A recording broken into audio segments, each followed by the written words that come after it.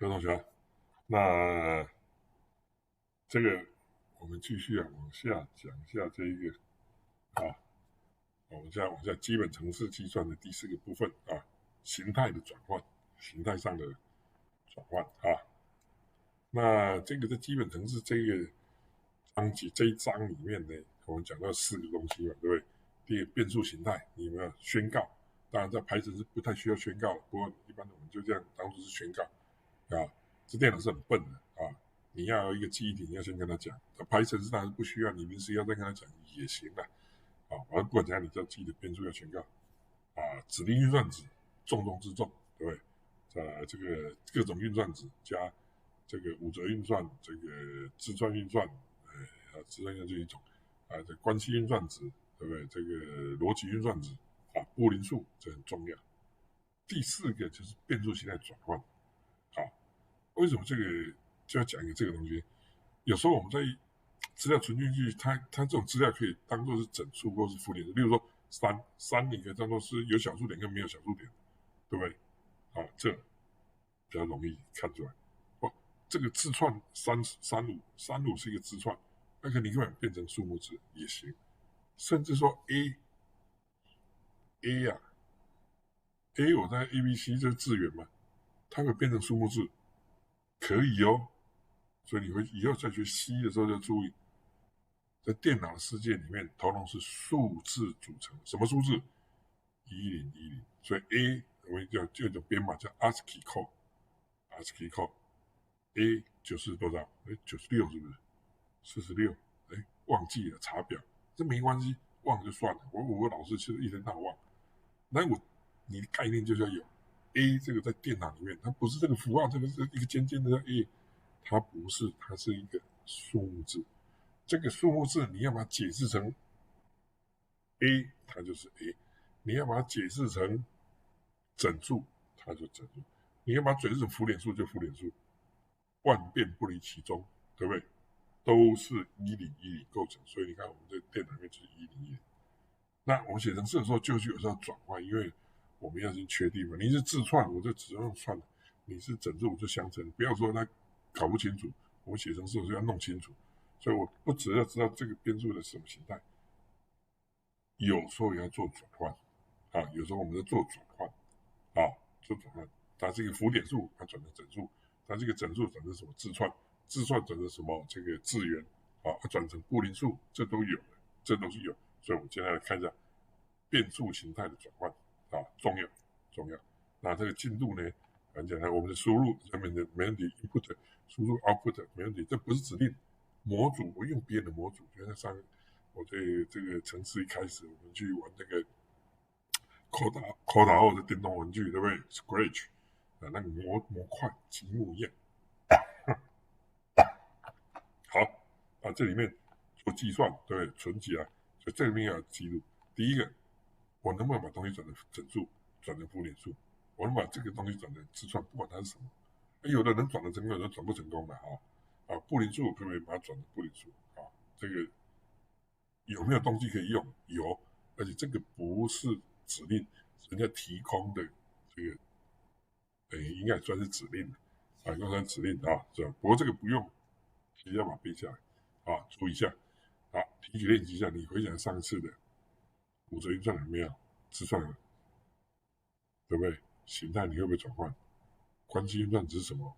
逻辑你要随时自我提取，提取练习是一个很重要的东西，你不要狂背，随时做提取，随时做提取。上课随时做发问那我们线上没办法发问，线上随时问你的老师，随时做提取，自我提取，向老师发问，你就永远都记得好。变数形态要转换，第一个先能够检查，检查用那个什么 type， 对吧？用那个 type因为变数只能存该形态的资料，所以我用个 type 来检查原来这个 x 是整数这个 y 也是整数你用 type 去检查，就看到出现这个，有问题可以这个没什么问题。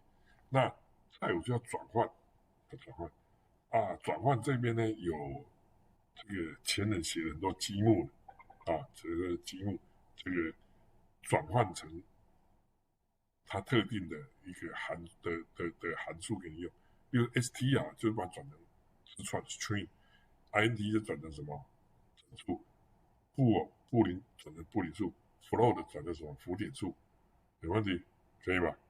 字串啊，对，4个，对不对？没问题啊。那有时候我们先检查用 type 的时候检查，比如说这个，对吧 ？XYZ，但你现在眼睛有看到的时候，这是浮点数，这是布林数，这个是字串，我得让他知道。可是万一你不知道呢？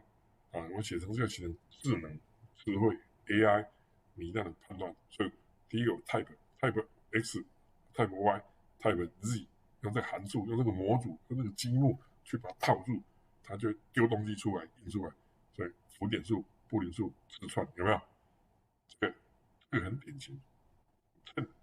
type 这个一定要详加用，但是它没有到重中之重，不用讲3遍，讲1遍啊，你要常常用，自我练习一下。哎，我可不可以知道它是什么啊？例如说这个 x 乘 1.8，我想把它转成整数怎么办？int 把它加下去就好了，这个积木把它套下去，他忘了没关系。所以你同学这边就自己的笔记本要做，有问题，然后把它整住了，把它写下来啊。哎，做久了你就记在心里面，那还没做久以前，你就用笔记本用查的，就把它转成概念有，因为我要知道这个是什么形态，我想把它转成整数，你不能直接印出来，应该出现1.98，把 int 以后把它存起来，把 int 以后存到 ans，说 x 还是1.98，ans 已经变成1了，把1对吧？有没有 x 等于0的时候，我把它转成什么布林数，把它转成布林数，所以 ans 把它印出来，它不是0哦，叫什么 false。